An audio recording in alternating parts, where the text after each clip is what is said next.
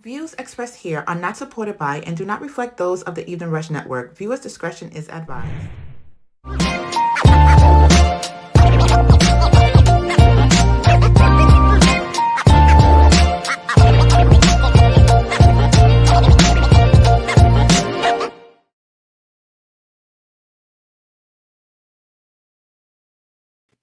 All right, all right, all right, all right, all right, all right, all right, all right, all right, all right. You are now plugged in. Coming up in tonight's show, we have what we always do. We pay homage this week. Instead of giving the flowers this week, we pay homage this week. And then also this week, what we're gonna do is we're gonna do what we do always best is play, talk about these current events that we got going on out here.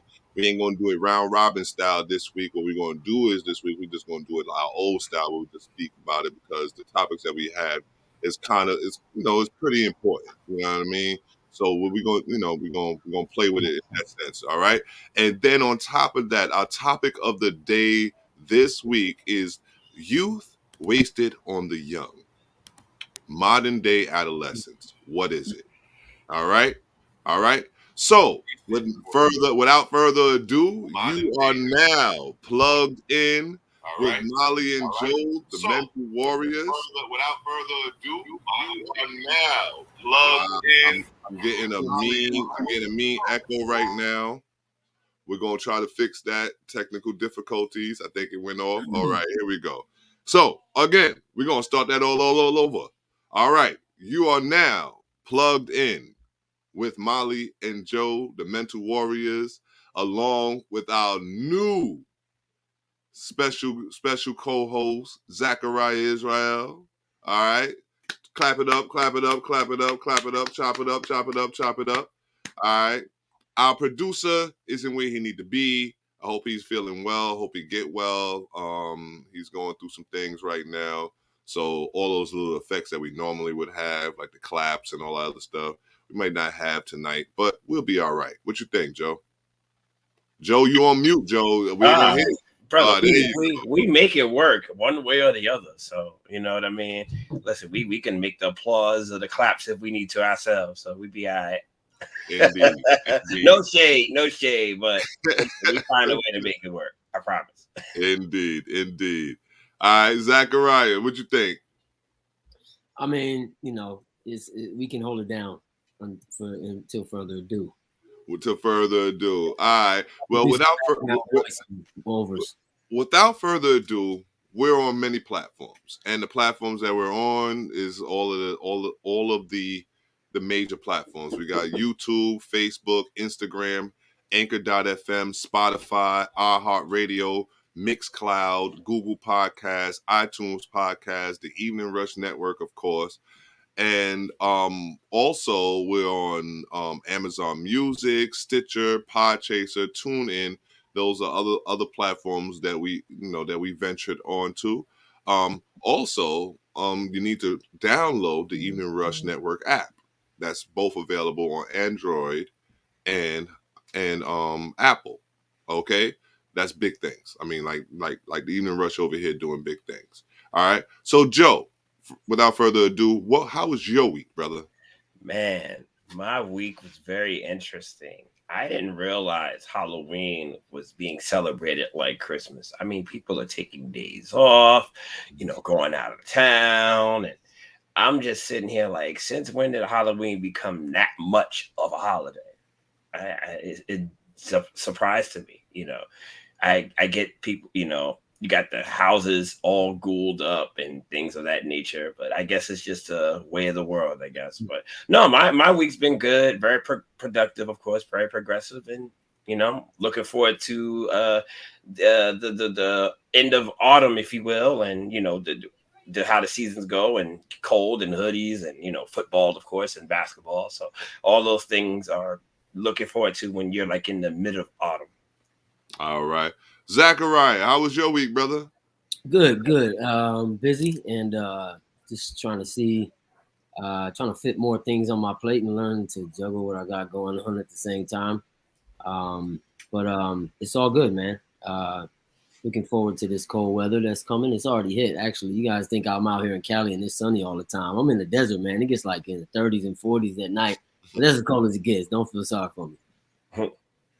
Yeah. Well, I mean, the monotony of it all, just living life, sometimes you get caught up in it and then you don't even realize all of the blessings that you do have. That's So right. of course, I'm still doing, the after school program, picking up the kids. We had an ice cream social. Remember that, Joe? We had an ice cream social. Yes, that was wonderful. Yeah, we had an ice cream social with the kids. Had them make their own ice cream from scratch. Wow. Yeah, it was actually a beautiful event. What else did I do this week besides just picking up all these kids and bringing them to our wonderful program? Shameless plug, baller.org, BALAA.org. Besides that, just dealing with, regular things in life. You know what I mean? Watching the news, seeing all of the craziness going on in the world, all the craziness going on in politics. Nothing really stuck out in my head this past week per se, but what I will say is that I'm always paying attention. So that's my week, in a nutshell. I know in sports, I know the Knicks is 3-1. They playing the Chicago Bulls right now. I don't know what's your team, Zachariah. I mean, I haven't really been following basketball like that. I'll be fronting to say I got a team. I just have certain players I root for, So yeah, not an avid fan like I used to be at all. I hear that. Yeah. I hear that. Joe? Well, of course, I'm an Indiana Pacers fan, so I'm still rocking with the squad. We 1-4 right now. Yeah, but you know, what can I say? We always get these slow starts in the beginning of the season. It's only the first week, so we play Brooklyn on Friday, so I'm hoping we can get it together. At the very least, y'all may can, right? All right. So, what we do is, and what we're going to do is we're going to have Zachariah, he's going to work on this, but we're going to have that moment where we're going to just throw a little video screen up and be like, oh, okay, this is our paying homage moment. Ba, ba, ba. Right? But that's what it is right now. It's the, I hope y'all take that out. My next week. Yo, the Evening Rush Network boss is over here. He's an avid Brooklyn fan, man. Listen, you talk about Brooklyn, he gonna come at us. But right now, where we at with it. We paying homage to our ancestors. Last week, what we did is we gave flowers. We said those who would make our ancestors proud. This week, we're talking about the ancestors. So we're gonna pay homage to those that came before us. Joe, you kick us off, man. Who you got for us this week? My ancestor is just the most recent one.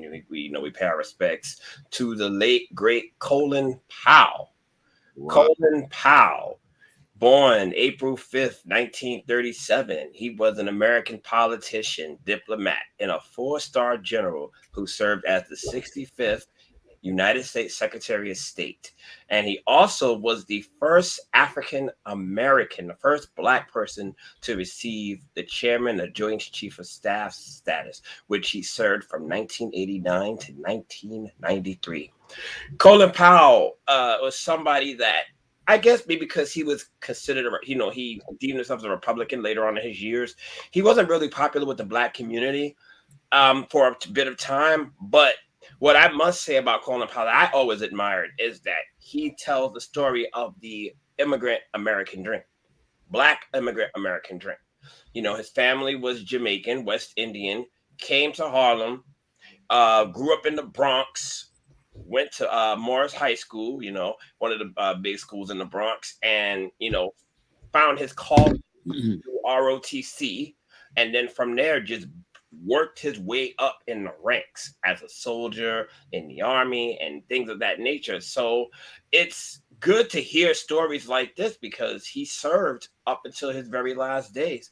And me being of descendants of West Indian immigrants, I understand that story very well. And I still kind of live like that to this day. Like, I'm here, I'm born, I continue to work hard, and I know what that means in our community. So I pay homage to Colin Powell because he's a prime example of starting from the bottom and ending up on the top. All right, yes, sir. The great Colin Powell. That was a good one. All right. So Zach, who you got for us this week? Today is like to talk about Nat Turner, who is not widely taught about in schools for obvious reasons. Once you know his history and what he actually did. So I'm just going to read a few highlights here. I don't really want to freestyle and leave things out that are noteworthy. African-American slave preacher from Virginia who led the bloodiest slave rebellion in American history. In the 185 years that followed, his rebellion was minimized and reinterpreted, to say the least. And mainly one of his accomplishments, or what is noteworthy of his rebellion, is on August 21st, 1831. He led a small army that used axes, hatchets, and knives and muskets to kill 55 white Virginians. By August 23rd, the revolt was suppressed and his followers were apprehended. He escaped and hid in the woods for 2 months until he was captured and taken to the jailhouse in the county seat of Jerusalem, today known as Cortland, Virginia. He wrote what's called the Turner Bible, what is known as today, and it's actually on display in the National Museum of African American History, and it actually and the recent release of a feature film, which is called The Birth of a Nation, chronicling his life and the entire revolt. One more thing I'd like to add in. Between his trial and execution, he was interviewed by lawyer Thomas Ruffin Gray. The interviews were compiled in a pamphlet entitled The Confessions of Nat Turner, the leader of the late insurrection in Southampton, Virginia. This serves as the main historical record of who Nat Turner, the man that who he may have been, but it's an imperfect record, of course, because like all Black history, it has been whitewashed. But if you want to check that out, you can check it out, Confessions of Nat Turner. And I think individuals like him, just like he highlighted. I'm not an expert on Black history, but I just think after learning so many things that I didn't learn in school, I think Blacks and non-Blacks in this country should know what happened actually, during that time of slavery and before and after the Civil War. So Nat Turner, big ups to you. I actually have a friend who's named after him. So shout out to my boy Natu Virago Coleman. Indeed. Absolutely. Yeah. I mean, let me just intervene real quick. Zach, we know why Nat Turner is someone who's not talked about in American history, in African American history, rather. Yeah. But he should, he changes the narrative of how our history is. So, we need to talk about him more and let people know that there is an opposite of what history looks like. Absolutely. Right. And I believe I spoke on Nat Turner before, and like I said, to repeat, what these men have done in our history is actually a great thing. It's not something that we should, shun and be like, oh, okay, we spoke about that man, because I don't think we can speak about any of these great people enough to get the message across for people to do what they need to do to change their lives. You know what I mean? And that just segues into who I choose this week.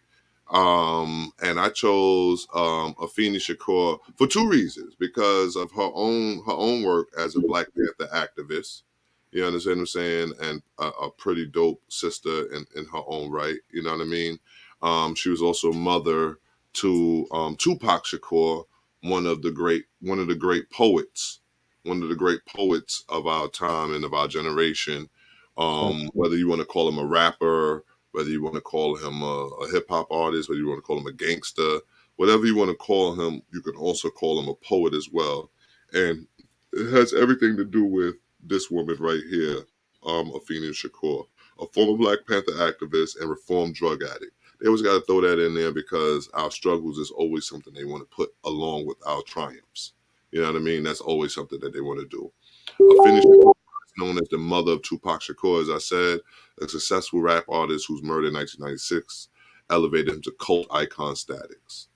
Since the death of her son, Afeni Shakur has transformed his legacy into a multi-million-dollar industry by issuing her son's catalog of unreleased material. She used the proceeds from the Sales of these recordings and associated merchandise establish a charitable foundation that promotes arts education, something that's dear to my heart, which is, because I'm, dealing with Big Apple Leadership Academy for the Arts, which is an arts program dealing with the musical arts, the theatrical arts, culinary arts, whatever you might think of, where we're trying to do it.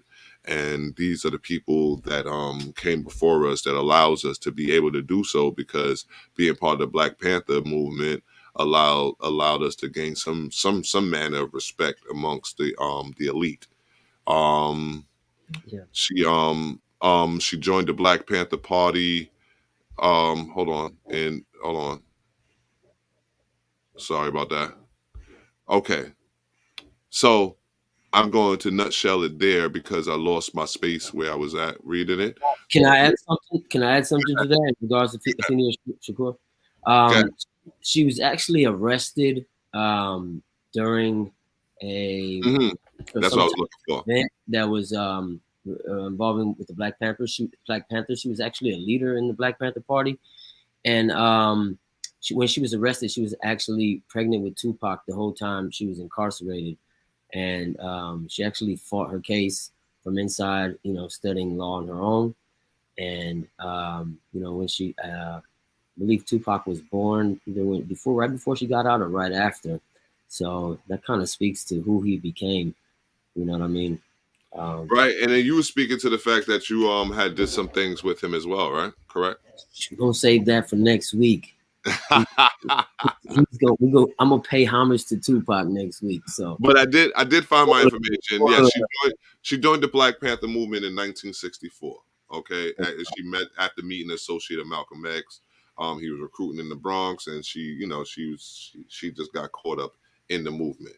So what we're going to do is we're going to move on to our next segment, because I have to give a shout out to Afeni Shakur, Nat Turner, and Colin Powell, who all left a great legacy for us to follow and to build off of.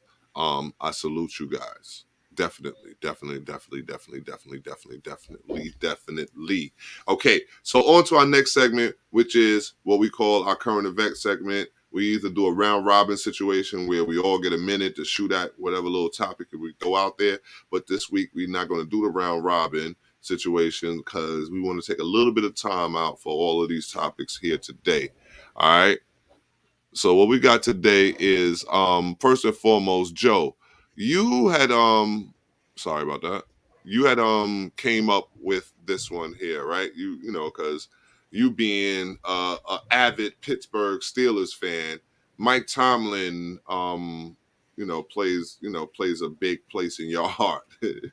You understand? Absolutely. I brought this topic up about Mike Tomlin because this is something that it happens usually during the season or at the end of the season where coaches are asked about joining other teams or college ranks, if you will. For a coach of Mike Tomlin's status, that's a sign of disrespect. And they wouldn't ask people that are at his level, if you will. Mike Tomlin is a top 5 coach in the NFL at the time, throughout his career. 15 years with the same team, never had a losing season, make the playoffs about 70% of his time. And these people have the nerve to ask him if he's interested in taking a college-ranked head coaching job. So I'm glad he went off the way he did the other day, because they wouldn't ask Bill Belichick that. They wouldn't ask Pete Carroll that. They wouldn't ask Sean Payton that. They wouldn't ask John Harbaugh that. They would only ask Mike Tomlin, and the reason why they do that, or they think they can get away with it, is because of his color. He's very criticized as a head coach, and he's done everything he needs to do, and then some.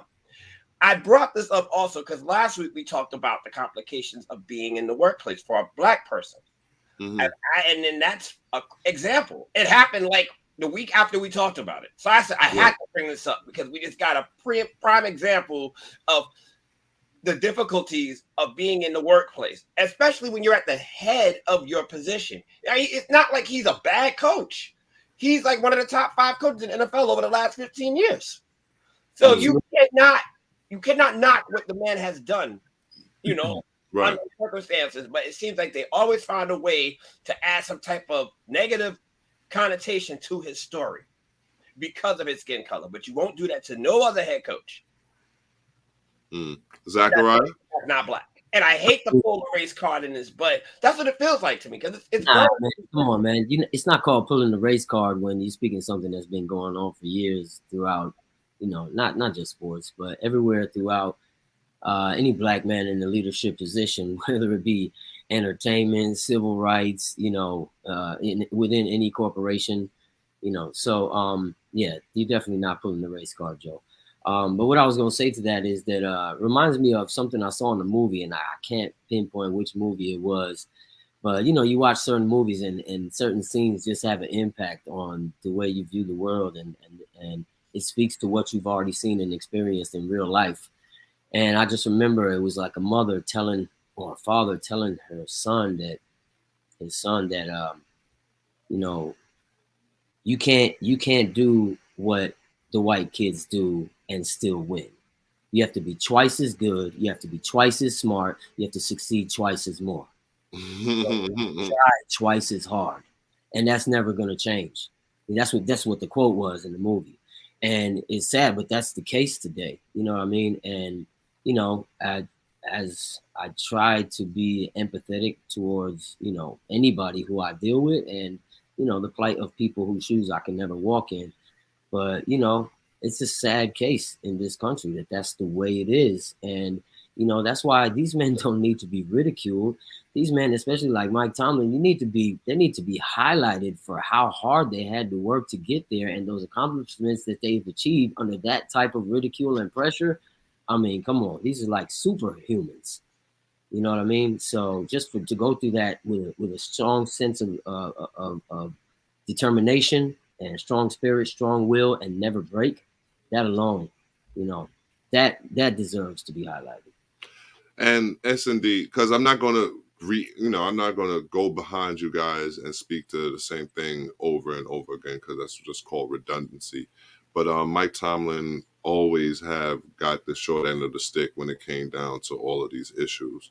And also at the same time, as much as he might have gotten the short end of the stick, he was actually the spokesperson for the Rooney Rules, as they would say. The Rooney Rules being the rules where at least a few black coaches at least a black coach get interviewed for a job. So you can interview 20 white boys, you know what I mean, but they got to interview at least one black coach to not be fined, or to look like they're playing their part in being all inclusive. You understand? So you didn't have to hire one; you have to just interview one. Right. You didn't have to hire one. You had to just interview one. Exactly. Well, here's an adjunct to the rule. As of today, they actually enhanced the rule where it can't be just one. It has to be multiple blacks and minorities now you have to hire. Right. As of today. And I think a lot of it has to do with the backlash of what took place the last couple of days with Tom. But the funny part about that is that you have to make a rule about it as if it needs to be done, when all you have to do is just naturally do the right thing, is interview for the right guy for the job. Simple. But we're not going to. I'm listening. I was just going to say one more statement to go back to what we were speaking to last week about affirmative action. That wouldn't even exist if there was actually a such thing as equal opportunity employment for the most qualified applicant. Correct. Very true. And, yeah, so that was one of the current events. Mike Tomlin, hold your head, brother. We here for you, man. The next one we're going to go to is Enes Kanter calls out Nike for promoting modern day slavery. You know what I mean? He's speaking about there's a province out in China who, is known for what they call sweatshops, if you will. You know what I mean? And in these sweatshops, Jordan, LeBron, all of these prominent black men, get their sneakers from these people. So Enes Kanter calls out Nike for promoting modern day slavery. What you think about that, Joe? With Enes Kanter, I mean, he's one of the rare ones that do this. Mm-hmm. There's been many cases in the NBA specifically where the players have had to humble themselves due to international affairs. I think about what happened with China a few years ago and how they were going against some of the things that were happening there, and the politicians told LeBron to shut up and dribble. Shut up and play. It's like you can't have a point when it's affecting the bottom dollar. And then they didn't want to interfere with the international status of the NBA, so the NBA league told them to shut up and play.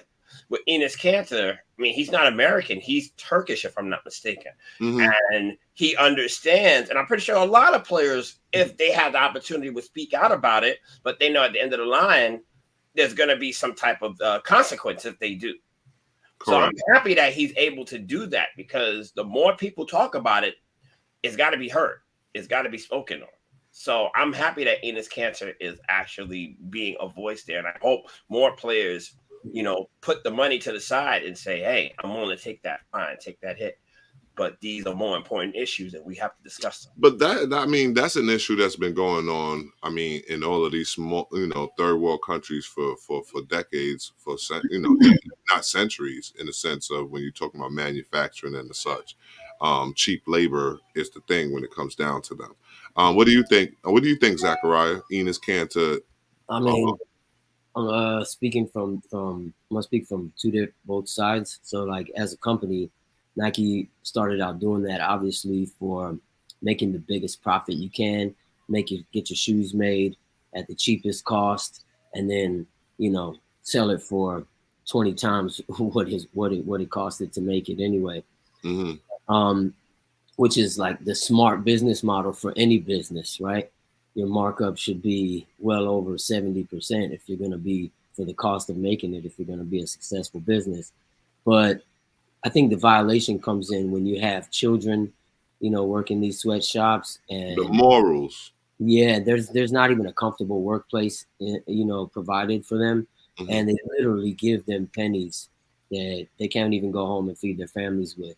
So, especially a corporation like Nike, shame on you for not being able to pay your employees enough money to be able to go and pay their bills and feed their families at least.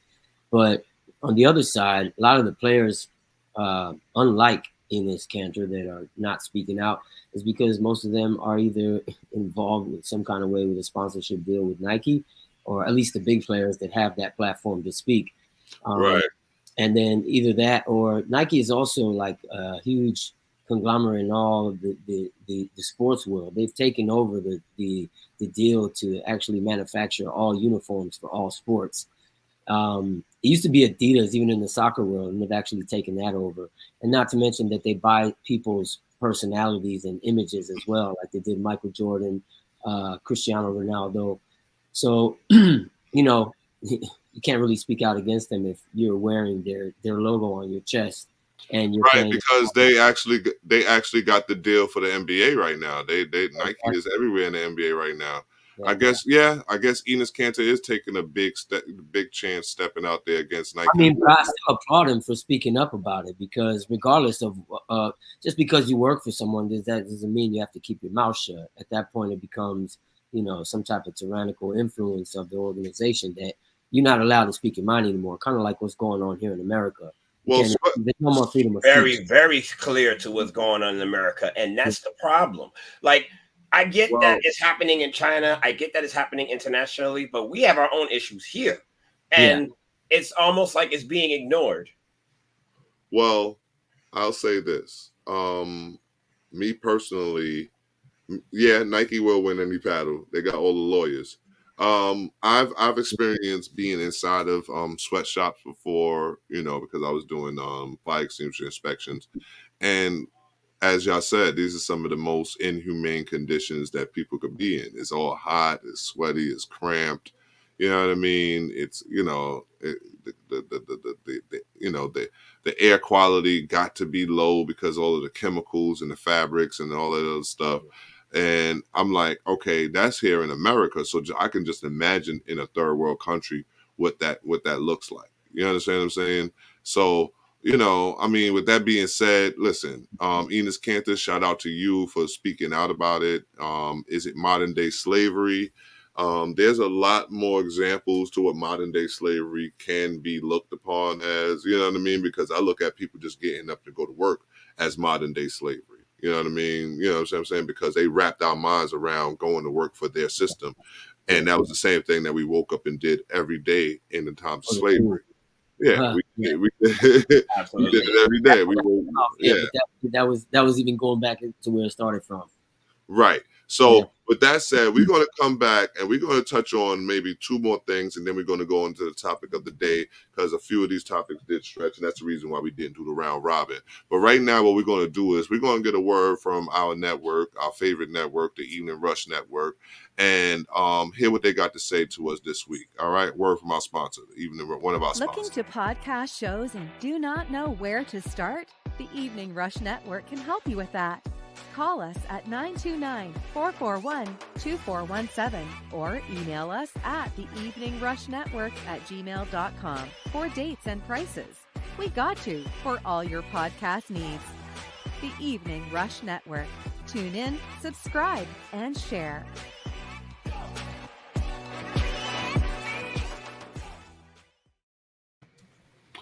All right. I am back. All right. Got a little, I took a nap in them little 30 seconds. I took a nap in them 30 seconds. The Evening Rush Network is where we stream from, as far as all the other networks as well. Sponsored by Baller, of course, you know. We're also on Instagram. That's plugged at plugged MJ. We're also being streamed. We're also live on YouTube, Facebook, Instagram, Anchor.fm, Spotify, iHeartRadio, Mixcloud, Google Podcasts, iTunes Podcasts, and of course, like I said before, the Evening Rush Network. You can also download the Evening Rush Network app on both Apple and Android.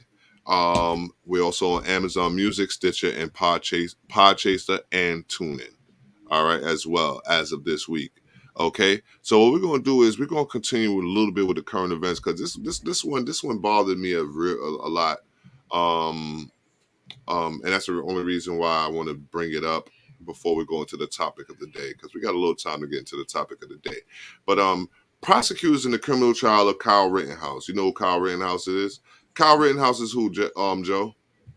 Kyle Rittenhouse was the young, I guess you can call him young good fellow, whatever the group was, the good boy. They were fighting against the protesters of the out in Milwaukee, Wisconsin, and he shot two of them. Young, he must have been 16, 17 years old. He was very young, but he's being trialed as an adult, and people are just paying sympathy for him. They're saying he did it in self-defense. You can't. They're not allowing them to call them victims. They're calling them. They've even raised money for him as well. Money, yeah, the good boys have raised money for him to get him out of jail, and they're not seeing the importance behind all this stuff. Like, that's a prime example of the blind leading the blind. Rittenhouse is blind because he's young. He doesn't know any better. But then when you got the other people who are supporting this nonsense, the people have gone so much in their ways, they're willing to support negative connotations. It's sad. Right. So, because as you read the narrative, it's like the teenager who shot and killed two protesters last year in Wisconsin will not be able to refer to people. This is the prosecutors. They can't refer to the people he shot as victims. Okay? The judge ruled. What he said the defense attorneys may be able to call them arsonists or looters. They could call them anything else but victims in any other way. And that's where when you control the narrative, and that's why a platform such as ours, Plugged, a platform such as the Evening Rush Network, platforms such as all the other shows that's trying to independently control what is being said about our culture and about our people. That's why it's so important, because this is why it's so important, because they're able to change the wording and able to change the outlook on what this young man might go through in the future. All right. What do you say, Zach, to this situation? Because I know it's definitely gonna affect the jury's view of the victims, I'm gonna call them, because that's exactly what they were. If you're out there protesting and someone shoots you because they don't like what you're protesting, I mean, they're trying to run away from the fact that it was racially motivated, And if you're gonna bring an AK, I don't care if he was 17 years old, which that's how old he was when he shot these individuals. He actually shot 3 people. 2 of them died. And you're gonna basically throw that out the window. Like, why do you bring an AK to the protest? Okay, so what were you protecting? You're protecting. They say that there was rioting and looting going on, so he's supposed to be protecting. That's what they're saying in his defense, that he was protecting the stores out there or whatever. But first of all, you 17 years old, you ain't protecting nobody's store. You're going out there with an AK. And if you were going and protecting somebody's store, then all you got to do is stand in front of the store. You ain't got to be running up through the riot crowd, right? And at the same time, you engaging with the rioters, going back and forth with them. So you're not protecting anything. You're actually acting as the aggressor, you know? Right. And so, like, we know the story. We know what he did. We know how it went down if you follow the news and whatnot. yeah, What so I wanted to speak to more so is the why is the language so important in the court? because it's going to affect the jury's decision. Bottom line. I mean, if they're looked at as, you know, criminals, you know, I mean, first of all, if they're rioting and looting, does that warrant death? You know what I mean? Right. So even if they were criminals doing those things, is the punishment they got fit the crime? No. And we don't even know that they were doing those things. Those are alleged. And they're not even being called alleged victims or alleged looters and rioters. You know what I mean? So yes, it's gonna affect the outcome of the trial. And this is an important trial because it's I mean, this is done over and over again. It's kind of like when you watch the news and they show, you know, someone that's involved in a case as the quote unquote alleged criminal. When the man is black, they show his mugshot. When he's white, they show his pretty boy school picture with a smile on his face. Right. It's the same thing that we're talking about here. When you're in the courtroom and you address them as such, they're going to be looked at as such. Yeah. So the Kyle Rittenhouse situation, we all agree that, you know, it's the way they're trying to write it out, and I guess this is trying to lead him to getting off on the charges, because there's other things that the judge has been quoted as saying. But we're not going to spend too much time on that negativity. There's more negativity to get to, right? You know what I mean? Because you know what I'm saying? The monotony gets a bit much. But guess what? That's what we're here for. We're here to make sure that people understand that our fight in this war on our minds is never ending. So we're gonna go to our next segment. It's a quick segment. It's a segment that I think we're gonna grow to like and grow to love. Is You Know What I Mean? We're gonna have something on there too, right, Zach? Right? We're gonna have something on there that you know what I mean. Bing. Every segment, what I mean. Right. So you know what I mean. And this year, I don't know. I mean, hold on. Is it going to pop up? I don't know if it's going to pop up right now. There it goes. 35 years of Hollywood, historically based black films. All right, this is the numbers. This is how it got broken down. 60 of them are slave movies. It's 35 years. I'm actually 45 years old. No, yeah, I'm 45 years old. I'll be 46. Hey, actually, I'll be 46 this weekend. Stay tuned. Yeah. So, that's less time than I've been alive, right? So in those years, you had 60 slave movies, 20 war crime movies, 25 segregation movies, and 1 movie of African greatness. You know what I mean? Whereas it is noted and known that we had many years of greatness. You know what I mean? We had plenty kings. We had plenty times of good. We had plenty times of being people of, of substance and all that other stuff. But in this little meme, it says a lot, because again, what we said in the Kyle Rittenhouse situation, it's about controlling the narrative. If you control the narrative, it's always we're fighting in wars. We're either slaves or we're being segregated against. You understand what I'm saying? Now, to show us in any amount of power in a power situation, that's not something they want to do. Well, there's a lot of truth to that. I mean, even with the stories that they do try to tackle, like let's look at all the Egyptian stories. They whitewash them. Oh, yeah. They don't use black characters for them. Mm-hmm. Yeah. Cleopatra is a perfect example of that. They keep telling everybody that Cleopatra was white, European. She was not European. She was African, an African from Egypt in Greece. And then, you have a lot of stories like that where they whitewash or they make them non-black. And that's the case as well. There are stories out there, but they're not told in our nature. Okay. And like you said, you have so many other, we didn't talk about the countless drug stories. Those are a form of positivity, Every time you hear of a drug story or some type of negative connotation, they got to add a positive twist to it. So you got to talk about the struggle. But eventually, the overcoming is what makes the story better. So that's how they're controlling the narrative. But what is it? Yeah, Zachariah, what does this mean to you? I basically agree. That's the narrative, and it's been the narrative. You can even look like Black Panther. The first real Black superhero movie, right? We just had it after how many years of white superheroes, right? And which is probably one of my favorites of all the superhero movies. Anyway, I was walking out the theater like Wakanda forever. It was so impactful. But it's a big difference when you change the narrative, right? So I don't want to get caught up in that meme too long. You know what I mean? Because we still got to get to the topic of the day and we want to move it along. But yes, Wakanda forever, definitely. Topic of the day. All right. This one we mulled over, we checked it out, and we dissected it. And it's called The Youth Wasted on the Young, Modern Day Adolescence. Right? What does the phrase "youth wasted on the young" mean to you?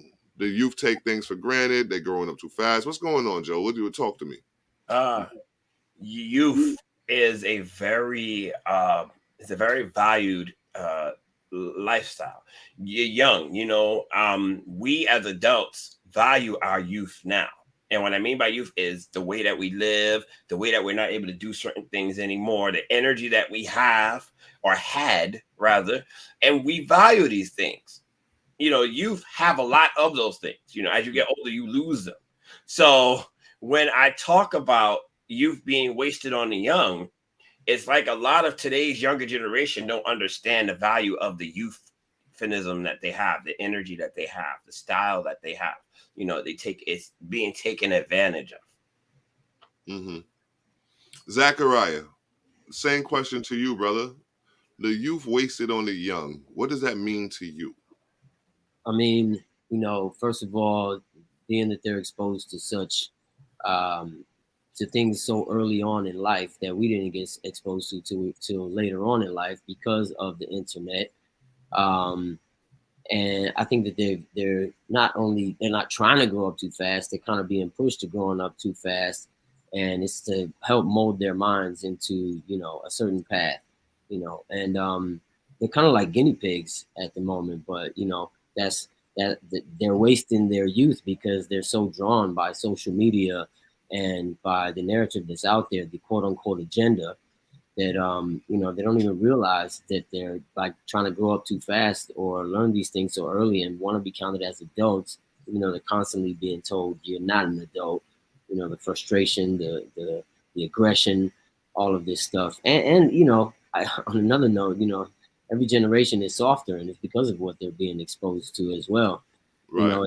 The sensitivity, as well as you can't say that, you can't say this. No, you have to be politically correct. You don't weight shame. Don't say that. Don't say this. And in our days, it was just called, playing the dozens. You know what I'm saying? And they're not growing up jaded. They're growing up soft, and at the same time, they're also overly aggressive and overly emotional.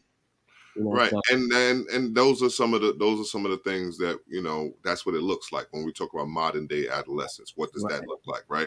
So you say youth wasted on the young. What does that mean to you? For me, it meant that, it's exactly what it says, is that the youth don't understand what they have in their youth. You know what I mean? The energy, the strength, the opportunities. You understand what I'm saying? Whereas, when I was a young man, there wasn't many older dudes that put in that amount of energy into us as the young men. They try to keep us out of trouble in a sense where it's like they didn't want us to get into too much, too much into trouble in the streets and the such, but when it came down to resources and the such, it was never given to us. Whereas now it is given to these young men and women, and one of our writers wrote in, they take it for granted. You understand what I'm saying? And that's one of the ways the youth is wasted on the young, because they take for granted life itself. You know what I mean? That's the reason why you have all of this violence out there. That's why you have all of this nonsensical shootings of one another. They got yeah, he said liquor store teachers. Yeah, you're right. You know what I'm saying?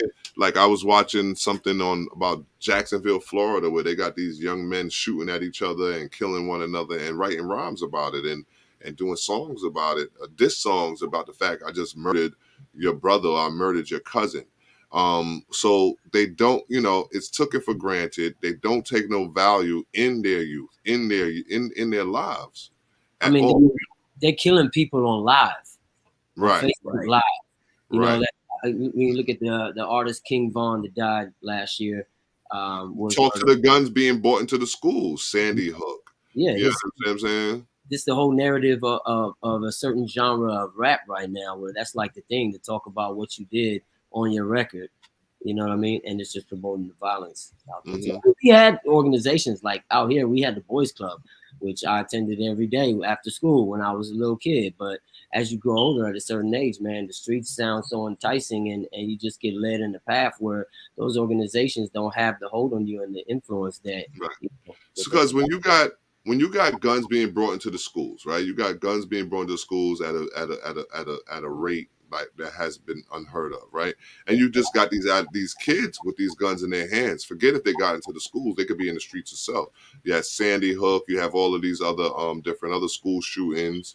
The one that happened in Florida where they just settled and they about to try to give this kid the life sentence and such. Somebody spoke about just past Wednesday, a school safety officer recovered 3 guns for students at 3 schools in the Bronx and Brooklyn, and said then on Thursday morning, more guns at the schools in Bronx and Queens. So all of this violent, that's why I understand this statement. The youth is wasted on the young, because they don't even care about their lives. No value. There's no value in today's life, and they're not being taught that their life is being valued at such a young age. They don't care about the value, and that's the problem. Like, just over the last month, in New York specifically, we've seen so much. And it's heartbreaking, because I personally know people who have lost their lives at a young age when they had so much more to live for. And I feel for these young kids. I feel for them. And they're not being told that the value of their life is important. That's why all this stuff is happening. And there's nobody government-wise or official-wise that's brave enough to sit there and tell them your life means something.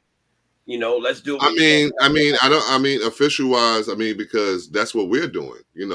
If I speak to the young men, are they going to listen? If Zachariah speaks to the young men, are they going to listen? If Joe speaks to the young men, are they going to listen? You understand what I'm saying? We do. We get the opportunities. Do they listen? Right. So that's a question that I guess we gotta figure out the answer to another day. Because right now, what I want to know from each one of you. Because we talked about modern day adolescence, because remember, we grew up in a certain era, right? So in us growing up in a certain era, it looked a certain way. It felt a certain way. It came across a certain way. What does modern day adolescence look like? You know what I'm saying? What's happening here? Modern day adolescence. That's like a double-edged sword, if you will. Like, it's a good and a bad to it. Social media tech has definitely not helped. I'll give you an example. There was Chris Rock did a sketch, a comedy recently. He talked about bullying, cyberbullying. He was like, "You're really losing your life over cyberbullying. Why don't you just turn it off?" Yeah, you're bullying by someone who's not there. So you have to deal with physical bullies. So they're softer. Yeah. Oh yeah. Absolutely sensitive. Absolutely. So what does it look like? Here's the answer to your question. This is what modern day adolescents look like. I've seen 2 kids on a date, teenagers on a date, sitting at the same table. They're not even talking to each other. They're on their phone. Come to find out, they texting each other. Poor communication skills. You're sitting right across the table. And then, it takes away the socializing skills, at the same time. You know what I mean? So you're teenagers, and your number one method of communication is through your phone, you know, whether it be a social media app or text, and you're right in front of the person, or you're right across the room. Go over there and speak to them face to face. It's dehumanizing us. You know And what that and goes why? to poor For the communication. youth, they're the targets. They're the targets. You're molding society from their age. Right. So, because what the reason why I jumped in there is because I want to say that we outlined it, right? So, therefore, I guess we could just say this is our 8 points to what modern day adolescence looks like, right? So, right now we're saying being molded by social media, right? That's one. Right. Okay. They're simultaneously social and antisocial. Yes. Right. Okay. The effects of COVID on social and interpersonal skills. Mm-hmm. The lack thereof. Right. Poor communication skills. That's what Zachariah's story was speaking to. The poor communication skills. They you know, they don't know. They on the phone when they right in front of each other when they should be communicating with one another in person. They want to sit there and text one another over the phone. Right. Mm-hmm. Easier access to societal influences due to the internet, meaning whatever's going on in the world, they're able to see and be a part of. Or in their world, because it's only what's relevant on your particular social media feed. So if your feed, you're seeing a bunch of stuff, that's what you're going to be influenced by, or they are going to be influenced by. The youth are inexplicably angry and impulsive. Yeah. We brought that one up. We brought that one up because there's no real conflict resolution anymore. Like, everybody's taught to be violent and volatile to every situation, and that's how you respond to situations. You're not being taught that there are nicer ways or calmer ways to handle things. Everybody wants to be volatile, you know, and a lot of it has to do with the community that they're in, the their outbringing, and just, you know, being around certain people. That's usually the first effect. I mean, look at what happens with reality TV. People don't respond well to peaceful organization. They respond to violence and volatile situations. That's what it sells, you know. Isn't this the result of what we just talked about? Like, you know, with the lack of interpersonal skills, without the development of social skills, you lose. You never gain the ability to problem solve in a social environment, right? So you can't solve a problem like that. So now you're so frustrated because you don't have these skills that your first reaction, and because their heightened level of sensitivity to all these different so-called politically correct views and made up words for phobias and all that stuff. Now all of a sudden you don't know how to handle the problem. You get overly emotional, you get angry, and you want to handle it through violence or aggression. And but then, like I said, the end result to anger is violence. Correct? The equal, you know, the opposite of the result of that is violence. But it says, as parents, we worry more now than ever before. Absolutely. Is that really true? Like, is that really true? Because I mean, who's to say our parents didn't necessarily worry at the same rate?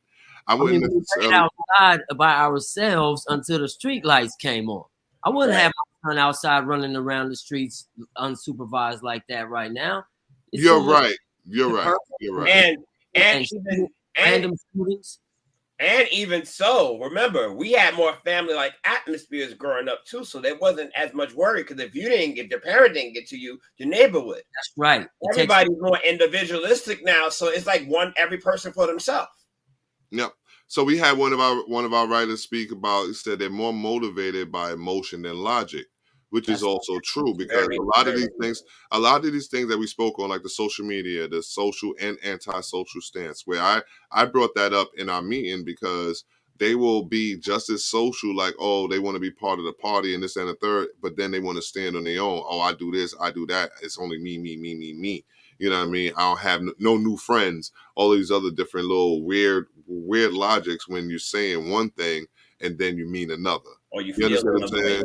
Yeah, YOLO, right? And my point is, if you were able to think logically, you wouldn't use that phrase, because if you only live once, shouldn't you try to get it right? You know what I'm saying? You only get one chance. Right, you only get that one chance, right? Because also one of the things he says, what does modern day adolescence look like? They want to have adult-like problems without adult-like respect to those problems or to themselves. You know what I mean? They're not going to act like adults. They're not going to accept it as adults, but then yet they want to sit here and deal with it in adult-like manners. And that's where I think you get all these senseless killings and all this violence that you get, is because they're dealing with, everyday life as if they're adults. You understand? Absolutely. And then one of the last bullet points that we brought about, what does modern day adolescence look like? It's called FOMO. I don't know if anybody is good with the acronyms or what have you, but the FOMO is simply an acronym for fear of missing out. Huh. And I think not only do the kids suffer from that, I think adults suffer from that as well. You know what I mean? They just fear, on not being a part of, or missing out on, or not being part of what's going on in the now. You understand what I'm saying? So modern day adolescence, that's what it looked like, right? We spoke on the youth wasted on the young. What does that look like, right? We are in agreement that something needs to change in this situation, correct? For sure. Absolutely. All right. Talk to me, Zach. Give me some solutions. I mean, okay, I'm gonna throw this out there from a standpoint of what a blueprint might look like, but obviously on the interpersonal level, it's going to be much different. But there needs to be more organizations that actually provide refuge, for lack of a better word, for the mental state of this youth, so that they can be involved in activities and learn skills, life skills that can help steer them to make the right decisions. And I think in order to make that happen, we need to speak to the things that are important to them. And also what ails them is what came out in the conversation that we were having about this. And I think that's important because the approach matters. You can't get through to anyone, much less a teenager, unless you're actually speaking their language, right? Or issues that are important to them or things that bother them. Right. So if we're able to address them with that approach, but still able to steer them into programs and organizations that could actually guide them in the right path, I think that will be a healthy start. But, there's so many different steps involved when it comes to achieving that. Mm-hmm. And I just want to say that there is someone we are going to have on the show that's going to speak from their own experience about getting involved with the community and community leaders and having the youth speak to them, to speak about their own problems and issues and concerns to help solve these same problems we're talking about. So, Jada, we're looking forward to having you. That was somebody getting run under the bus.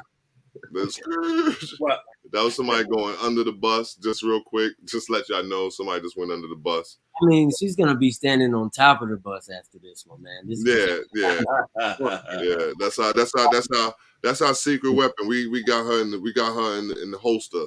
We got her in the holster right now. So Joe, the same is to you. We can always speak to all of these negatives, like all of the things they want to kill each other, they don't communicate, COVID, social media, they social but antisocial, they're angry and impulsive, FOMO, adult-like problem, all of those different things, bro. We need solutions. I got a perfect example for a solution, and I'm going to tell you what the solution is. You enforce authority. It works, parents. It works. Young. It works. It starts from the home. You build a foundation for your kids, and they will apply. I see it every day. I'll give you a perfect example. There was another story that we didn't talk about, and I wish we had, about what happened in Shreveport, Louisiana, with the kids and the fights at the school. The parents created an organization, the dads, called Dads on Duty. Let's highlight them next week. Highlight them. And since they've started that organization, they've had no problems. What is it called? Dads what? Dads on duty. And they're thinking about incorporating across the U.S. So it helps, enforce your authority. Parents, don't be scared of all these organizations, the BCW, ACSs, that make it so hard to parent. That's These right. things work. Enforce your authority. Let them know you're the parent. Stop trying to be their friend. That's Because right. you're not their friend. Don't be No. scared of your kids. No, you're gonna lose at the end of the day trying to be their friend. Right. And you don't have to do that. Let them know it starts in the home. You be the example and show them that you can be a young person. You can have great examples around you. And the more positive examples that they have, the better that they will. And I know quite a few who do and are doing it. So don't let this society influence them. You be their influencer. Absolutely, I agree. I got a few nieces, nephews, sons, daughters that can stand, that make me proud. You know what I'm saying? I got a bro son over there out there in Hampton doing this thing on the drum line and whatnot. Listen, last year I wouldn't have thought of that, but guess what? With a good village and perseverance, that's where he is. You know what I mean? So that's where stronger positive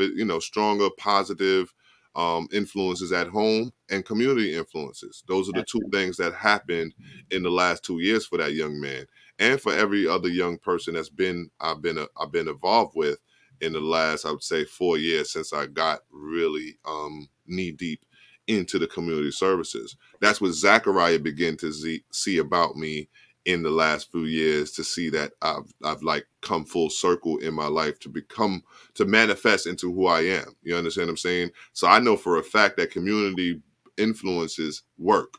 You know what I mean? Community-based organizations work, such as Baller. Shameless plug again, but I have no shame when it comes down to that, because we're doing the work that we need to do. You know what I'm saying? We have to increase the awareness of resources, meaning it's not just Baller. You know what I mean? You got other programs out there. If you got BU out there, you got Steppers out there, you got Bareen out there. You got all of these other different programs that if you don't find a fit within Baller, go and find something for your kids to do elsewhere. You understand what I'm saying? It's not a competition. I'm not Macy's. I'm not the Gap. I'm not Polo. I don't need you to come in and exclusively buy from me when it comes down to these kids. Nah, it's about these kids. You know what I mean? And that's where we spoke on one of the bullet points. We said the grassroots work, you know what I mean, that creates opportunities for change, agents to learn and understand youth at their core. We have to begin to understand our kids. We have to understand them. I know Joe understand the kids. I know Zachariah understand the kids. You know why? Because we stay 10 toes down. You know what I mean? We stay in the ground. We stay in these streets. We stay understand them, stay talking to them, stay trying to understand them. You know what I mean? And these are all of the things. These are all of the things that we do as men to try to steer these kids to the right path. You know what I mean? We got to develop programming that piques their interest and caters to their needs. Develop a recruitment and retention strategy. Instill the idea of paying it forward and giving back to the community. And create a resource life cycle to increase program longevity. Listen, all of that was said just now is all that Baller is about. It's all that any program in the community should be about. You understand what I'm saying? It's all that what Joe should be about. It's all that Zachariah should be about. It's all that I'm about. It's all that Dawn is about. It's all that Jada's about. It's all that anybody that's watching this is about. You know what I mean? We want to create opportunities for change. All right? There's before you end on that note, there's two programs within the community out here in LA. One is called Yola, and it's a musical program that started in a school, an elementary school in Compton, where they started out a music program to provide instruments and teach the kids music that wouldn't otherwise be able to afford it. And they're starting them out as early as age 6 to give them that sort of development and that mindset to know that you also can get into classical music or learn to play an instrument. There's another program at a high school in South Central LA that opened a music studio where the music teacher actually put his own money into it to open a music studio and actually has kids coming to record raps and just create a sense of community. And he says he won't let them in unless they have a certain grade point average. And that's what's up. And that's what we need. We need more of those. We need plenty of those. There was a youth center that was actually opened up here in Brooklyn recently at the Armory over there on Bedford Avenue. Maybe myself, Jada, we'll go over there and figure out what we could do over there. You understand what I'm saying? That's what is needed. You know what I mean? We need to connect and unite, Any last words, Joe? Well, since y'all gonna pull plugs about programs, I might as well pull plugs about my own. I mean, I can't leave me hanging. Well, I live up in Harlem. There's so many different institutions that you could go to. It's been around for years, as long as I've been born. The Boys and Girls Club of Harlem being one in particular. Harlem School of the Arts being another one in particular. You have your Graham Wyndhams. You have your Harlem Dowlings. You have Youth on the Move. So many programs that focus on impacting these youth, the children, and the development of them.